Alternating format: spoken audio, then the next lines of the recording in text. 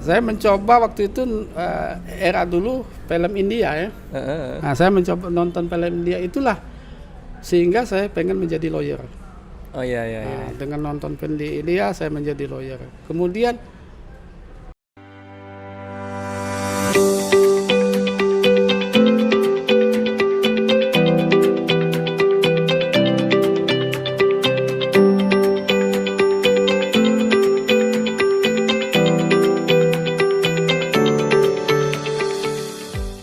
Oh ya Kak, silakan ini dicobain. Ini kebetulan kita ada sponsor dari Donat Alicia sama dari Shot Station. ya. Ini tempat kita hari ini ketemu ya. Sambil Kak kalau mau diminum Ya, silakan. ya. Nah, kemudian ini ada satu hal Kak. Di Palembang ini kan masih kental dengan adat budaya ya. Dan juga kita orang timur biasa seperti itu. Ketika ada seorang klien, katakanlah dia datang kepada keluarga, itu seperti yang kita tahu kan ada larangan pembuatan akte untuk derajat ketiga ya. Iya, sampai derajat 3. Sampai derajat 3. Ini boleh Kak di-sharing di sini kira-kira batasannya mana aja, dan kira-kira kalau misalnya ada teman kita notaris yang sudah terlanjur buat, apa sanksinya? Silakan ya.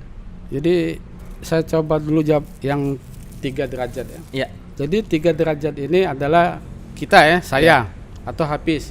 Berarti kan derajat ke orang tua ya. Iya, ke atas. Kemudian ya. orang tua lagi berarti kakek nenek. Kakek nenek ya. Nah, berarti kalau tadi ibu, Iya. Hafiz ibu, bapak Iya. ibu, kemudian kakek nenek yang Iya. di sebelah ibu. Iya. Kemudian saudara. Saudara berarti termasuk saudara kita keponakan. Keponakan ya, anaknya masuk, ya. Anaknya kan Ya. masih masuk derajat 3. Iya. Kemudian istri. Istri Kita ya. kalau kita punya istri berarti istri kita, kemudian mertua kita, termasuk kan tadi Iya, masuk iya. mertua kita, termasuk juga saudara derajat ketiga ke situ termasuk kita. Termasuk juga. Kenapa? Karena ada keberpihakan. Keberpihakan. Itu yang menjadikan bisa saja nanti akta kita itu menjadi batal. Sanksinya. Sanksinya bisa menjadi batal. Artinya aktanya turun hak ya, Turun tidak hak, menjadi otentik ya. Apalagi kalaupun itu menjadi masalah. Oke ya, Nah, betul. tentunya notaris itu pasti mempunyai Resiko jadi ya. resiko lah. Resiko Nah, ya. itu. Jadi Karena kan itu tadi Kak, pengalaman kita biasa kalau keluarga tahu keluarganya notaris duluan tuh. Iya. Misalnya Kak Zul mungkin punya ponakan atau apa. Ini Om tolong dibantu gitu kan. Artinya kita lebih bagus kita switch ke rekan yang kita kenal barangkali gitu ya. Iya. Lebih Ininya. baik kita kenal yang itu. Nah, perlu kita garis bawahi nih. Iya, iya. Jadi kadangkala misalnya karena saudara ya, Iya, betul. yang derajat 3 lah dia, kita sebut derajat 3 tadi. Nah, kita kadang-kadang kita selalu yang menikinnya kan. Iya, iya. Ini terjadi dalam Yang praktek. praktek Dalam sehari-hari praktek ya. kita Iya, kan iya, gitu. Misalnya kebetulan Hafiz punya saudara. Iya, Nah, iya. kemudian dia buat kan tentunya kan tidak bisa melakukan di kita kan. Iya, iya. Kita punya rekan kan, Iya, misalnya Hafiz, Kak Jul tolong dibantu Kak Jul. Iya, iya. Nah, Saudara saya itu gitu. kan tentunya kadangkala Hafiz yang buat sendiri kan.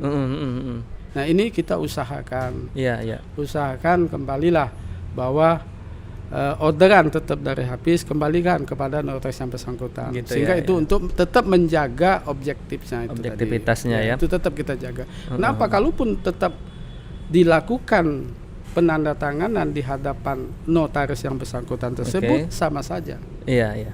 Nah, karena di situ kan kita kan berhadapan. Iya, Jadi iya. itu tidak berhadapan di situ. Iya, Nah, iya. itu tetap menjadi masalah. Masalah, Karena ya. salah satu pihak itu kan ada pihak yang lain. Iya, iya. Betul, betul. Termasuk tambahan lagi, termasuk pembantu rumah tangga ya. Oh, itu juga Termasuk pembantu yang pembantu rumah tangga yang Iya, menginap yang bekerja berarti di tempat bekerja kita. di tempat kita itu kan dia kan hidup dari kita. Iya, Kita iya. kasih makan. Nah, itu termasuk itu tidak boleh kita buat.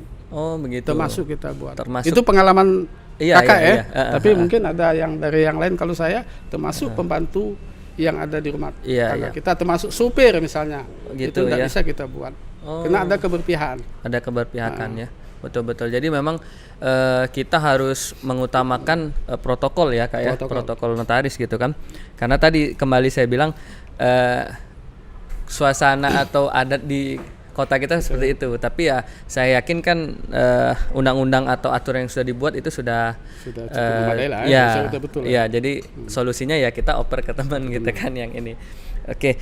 Nah selanjutnya Kak, selama di MPD kasus apa yang menurut Kakak ini menjadi PR gitu, yang masih harus teman-teman nih kayaknya harus belajar, atau mungkin yang paling sering gitu ranahnya itu kemana? Jadi kalau saya lihat itu yang laporan ini ya, tentunya teman, saudara, dan uang. Itu. Jadi misalnya faktornya ya. Faktor. Oke. Apis punya teman. Oke. Ya teman ini kadang-kala yang membuat masalah. Iya. Apis punya saudara ini. Iya. Nah inilah. Jadi kemudian masalah uang kadang-kadang. Uang ya. Nah ini. Iya. Makanya pada saat kita para pihak itu datang dengan biaya tinggi berapapun saya bayar, itu tanda kutip. Iya. Tanda kutip berarti ada sesuatu yang harus diloloskan ya, gitu kayak. Iya. Jadi kemudian yang jadi PR juga kepada teman, kalaupun dia dilaporkan, tidak perlu takut. Iya. Tidak perlu resah. Jangan juga menjadi pikiran kan. Iya. Kenapa? Karena yang dilaporkan belum tentu salah. Atau benar juga. Iya, betul. Nah, kemudian bagi teman yang menjadi telapor, silakan berdiskusi dengan baik itu MPD ataupun teman-teman yang lain. Nah, tanda kutip ya, ini pengalaman. Iya. Jadi kalaupun kita berdiskusi atau bercurhat, bahasa kita curhat ya. Iya. Curhat ke teman sesuatu itu, karena tidak semua teman itu menerima. Betul. Nah, ini pengalaman kita jadi udah negatif duluan ya. Udah negatif duluan. Iya. Jadi memang betul-betul dipilah dan pilih siapa sih yang kita bisa dibuat diskusi kalau kita menjadi telapor. Iya, betul. Nah, jadi Kak, kalau misalnya kembali ke masalah derajat ketiga tadi ya, ada belum di masa jabatan Kakak selaku sebagai MPD mendapatkan laporan terus sampai menindak hal itu? Jadi misal notaris A, kita nggak perlu sebut gitu kan, keluarganya kemudian sampai dengan bermasalah seperti itu? Sepanjang jadi anggota MPD belum ada. Belum ada. Mudah-mudahan jangan sampai ada ya. Tapi kalau yang tadi masalah pembayaran uang yang lebih besar. Oh iya. Ke jasa notaris ya. Iya. Lebih besar itu ada ya. Kemudian atau yang lapor, itu dulu teman saya itu, masa dia laporan saya. Nah, itulah yang pengalaman. Jadi ya cukup hati-hati. Perlu hati-hati. Dalam mata kita sebagai notaris itu cukup hati-hati. Iya. Oke. Nah, di MPD ini tadi kan ada 9 orang ya, dengan masa waktu jabatan 3 tahun. 3 tahun. Kemudian saya juga dapat info kan dan sering nyaksi ini. Kakak ini kan sering juga tampil sebagai saksi ahli. Ini ada kaitan dengan posisi Kakak sebagai MPD atau memang oh ya, Kakak dulu sempat menjabat ketua Pengda ya? Ketua Pengda. Itu kira-kira kenapa Kak bisa datang ke sebagai saksi ahli itu? Ceritanya gimana? Minum dikit dulu ya. Boleh, silakan. Santai aja ya. Santai ya. Iya, benar.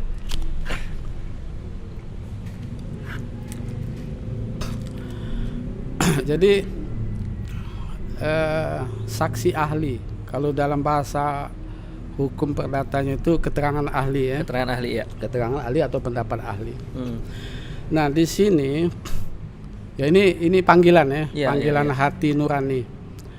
Panggilan hati nurani ini kebetulan dulu memang juga saya pernah di lawyer ya. Jadi agak promis sedikit ya. Oh, itu sebelum ini, sebelum maksudnya waktu Kakak masih kebetulan pada waktu selesai S1 saya bergabung di lawyer ya. Oh gitu ya. Termasuk jadi tahun 98 lah. 98. Jadi Kak Juras ini orang yang senang tantangan kayak satu yang baru ya. Jadi 98. Iya. Gitu. Terus Kak. Nah, sehingga setelah jadi notaris, kemudian ada beberapa masuk di MPD, ini ada beberapa laporan, kemudian termasuk misalnya di ranah pidananya atau perdatanya, ini kelihatan asik juga nih di keterangan ahli ini. Jadi memang menurut pendapat saya pribadi ya, mungkin dengan yang lain kan berbeda. Tapi bisa saja mereka punya keahlian tertentu, misalnya kita di bidang hukum ya, tapi belum tentu dia punya keberanian untuk tampil di persidangan. Betul. Nah ini kita juga kalaupun dipanggil dapat surat warna coklat itu bukan main kan takutnya. Nah jadi saya mencoba ini asik. Dan ini suatu pengalaman dan ini mudah-mudahan menjadi amal berkah betul. Di samping juga kita dapat penghasilan, di samping juga kita mendapat amal ibadah, ilmu kita yang kita sumbangkan. Nah di sini dengan pengalaman itu saya mencoba menjadi keterangan ahli di dalam persidangan. Memang tidak mudah waktu itu. Saya mencoba dulu mendekati yang senior, saya diskusi gimana bisa masuk menjadi keterangan ahli. Nah, ternyata memang sulit. Pernah juga Pak. Jadi mungkin 2017 seingat saya 2017. Pertama saya memberikan keterangan ahli itu adalah masalah akta jual beli. Yang dilakukan oleh PPAT itu di Batu Raja. Di Oku ya? Oku, itu pertama kali kalau tidak salah. Nah itulah pengalaman itu yang ini asik ternyata jadi keterangan ahli ini. Nah itu memang kebetulan saya sebagai ketua Pengda. Dimintalah melalui ketua Pengda sehingga ketua Pengda memberikan rekomendasi atau penunjukan kepada siapa menjadi keterangan ahli. Kebetulan saya sebagai ketua, jadi kebetulan saya juga mencoba dengan teman-teman yang lain. Teman-teman, siapa yang mau jadi keterangan ahli ini diminta. Udahlah Kak Jul lah. Nah itu pada saat itu menjadi keterangan ahli. Nah di situ memang cukup mengasihkan. Jadi di situ kita tidak melihat siapa betul atau siapa salah, tidak. Tapi kita betul-betul ini si aturan. Nah, jadi memberikan yang kita ketahui memberikan keterangan kita sebagai ahli. Sebagai ahli yang kita dapat dalam suatu pengetahuan di dalam undang-undang tersebut. Nah, kebetulan pada waktu itu masalah akta itu tidak ditandatangani di hadapan PPAT. Oh begitu ya. Minta dibatalkan. Oh gitu Itu. Merasa bahwa kayaknya memang hal yang sering terjadi. Itu. Nah itu sering terjadi. Nah ini yang pada saat itu saya kupas masalah PP 24, kemudian PP 38, kemudian Perkaban.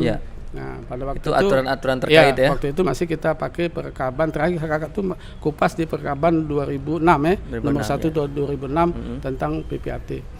Nah sehingga pada waktu itu itulah yang jadi pengalaman pertama menjadi keterangan ahli. Kemudian selanjutnya alhamdulillah keterangan ahli itu kalau dihitung mungkin antara 10 sampai 12 lah ya. Udah 12 kali. 12 kali mungkin. Termasuk di pengadilan negeri, pengadilan agama, pengadilan PT-UN, kemudian kejaksaan yang tadi. Kemudian Polresta, kemudian Polda. Nah, ini. Kemudian juga di Lampung. Oh pernah sampai ke Lampung ya? Jadi itulah yang pengalaman yang itu. Cuman ada juga mungkin ini sebagai saksi ahli pernah ditolak. Oh pernah ditolak? Pernah saya ditolak. Waktu itu memberikan keterangan ahli dalam hal tindak pidana korupsi. Oh tapi ada. Batal itu bukan daripada keterangan kita, tetapi memang penilaian oleh majelis hakim tadi bahwa ini memang layak untuk dibatalkan. Nah sehingga pada waktu itu informasi daripada lawyernya PH bahwa menang, bahwa akta tersebut akhirnya dibatalkan. Kemudian pihak yang merasa kalah tadi, yang tergugat kalah tadi, dia mencoba banding. Nah, banding pun itu tetap dikuatkan putusan pengadilan tadi. Nah, informasinya kasasi. Ya, ini yang pengalaman bahwa ada juga yang dukanya itu. Ini kan ada kan serba salah pada waktu itu. Betul. Saya tapi mencoba bahwa kita sebagai ahli ini memberikan keterangan itu sesuai dengan apa secara yang objektif ada. Objektif ya. Jadi meluruskan niat. Meluruskan gitu. Tanpa ini. Ya luar biasa. Ya. Ini alhamdulillah perbincangan kita Kak sudah sangat hangat dan juga Hafiz yakin insya Allah ini akan menjadi motivasi dan juga pengetahuan wawasan bagi teman-teman yang menyaksikan kan. Terus barangkali Kak pengacara sudah berangkat dari ini ya, maaf bersih-bersih ya, bersih-bersih karyawan notaris, sempat jadi pengacara kan, kemudian notaris tahun 2008 tadi ya, 2008 ya, menjadi ketua Pengda, saksi ahli atau pemberi keterangan ahli, apalagi nih Kak yang masih ingin dicapai kira-kira ke depan? Masih ada. Apa boleh di-sharing mungkin ya. Ini motivasi juga buat teman-teman kan gitu. Ya kalau misalnya kita bercerita notaris ini bukan pilihan dulu. Iya. Jadi pilihan waktu sekolah dulu saya pengennya jadi dokter. Gitu pada waktu itu. Tapi karena kemampuan ekonomi pada waktu itu ya saya tidak berani jadi. Jadi kenapa menjadi notaris ini sebetulnya sudah saya pikir waktu itu terakhir sudah. Iya. Nah, saya mencoba waktu itu era dulu film India ya. Nah, saya mencoba nonton film India itulah sehingga saya pengen menjadi lawyer. Oh iya. Nah, dengan nonton film di India saya menjadi lawyer. Kemudian kayak ini bukan pilihan. Nah, kemudian saya mencoba notaris itu 2004 ya sekolah. 2004, nah mungkin pengalaman ini rekan-rekan juga ya, untuk pengalaman rekan bahwa sesuatu itu dengan suatu perjuangan. Iya. Kemudian kita juga tidak perlu merasa takut. Iya. Tidak perlu kita misalnya kita dianggap berseberangan atau apa tapi kita punya motivasi dengan diri kita. Iya. Jadi 2004 itu saya mencoba mengikuti sekolah notaris. Secara ekonomi betul saya tidak mampu. Secara ekonomi tidak mampu. Kenapa? Pada waktu itu notaris tidak seramai ini kan. Iya. Nah, saya mencoba waktu itu di cita-citanya di Pajajaran. Tapi pada waktu di Pajajaran itu tutup sudah. Akhirnya saya memilih di Jogja. Kebetulan ada saudara di Jogja. Iya. Nah, ngikuti Jogja itu juga sebetulnya yakin tidak yakin. Yang penting daftar dulu waktu Daftar dulu lah. Termasuk istri saya bilang, kalau lulus bagaimana? Saya nggak tahu. Saya bismillah. Selalu saya bismillah. Kalau memang ini pilihan berarti saya jadi notaris. Kalau tidak, berarti saya selamanya menjadi karyawan notaris ataupun karyawan apa nantinya. Iya. 2004 kebetulan lulus. Gitu ya. Nah, 2004 lulus, kebetulan lagi angkatan pertama yang ada sekolah weekend. Oh, pada saat itu. Iya. Angkatan pertama di Gajah Mada itu weekend ya. Lulus dapat surat. Sekarang masih saya simpan surat itu. Bahwa saudara Zulkifli Anda dinyatakan lulus. Kesempatan untuk menjadi kelas weekend itu ada 30 orang. Oke. Dengan dengan waktu 30 hari pada waktu itu. Oh, jawabannya ditunggu itu ya. Ini uang ini nggak ada nih. Nah, jadi saya bismillah, saya telepon ke staf situ bahwa saya mau masuk di kelas weekend. Nah, nggak terbayang kan kelas weekend. Saya tinggal di Palembang sehingga sekolah di Jogja. Nah, dengan bismillah ada yang namanya mahasiswa terbang, dosen terbang. Saya adalah mahasiswa terbang pada waktu itu 2004 ya. Hari Jumat saya izin di kantor. Jam 5 sore, pesawat itu betul jam 5. Jam setengah 6, jam 5 sampai setengah 6 itu Palembang Jakarta, Jakarta Jogja. Transit lagi jadi transit. Jadi hari Jumat saya ke Jogja, sampai Jogja itu sekitar jam 11 atau jam 12 malam. Iya. Pulang ke Palembang itu hari Senin. Sabtu Minggu kelas ya. Kelas. Sabtu Minggu kelas, Senin sudah di Palembang. Lagi. Luar biasa perjuangan Kak Jul. Iya. Yalah.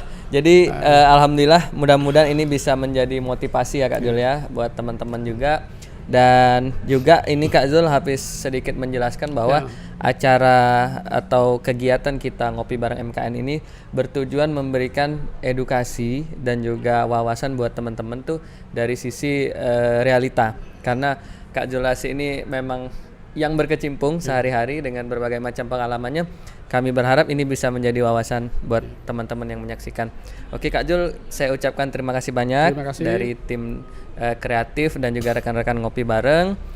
Buat teman-teman yang menyaksikan, tolong berikan subscribe dan like-nya untuk memotivasi acara kita. Dan juga di kolom komen ya, kalau misalnya ada masukan terus pertanyaan, monggo ditulis, nanti insya Allah akan kita jawab dengan narasumber yang ada. Sekali lagi kami ucapkan terima kasih juga untuk Donat Alicia atas supportnya dan juga Shot Station ya. Terima kasih sekali lagi. Sampai ketemu di episode selanjutnya.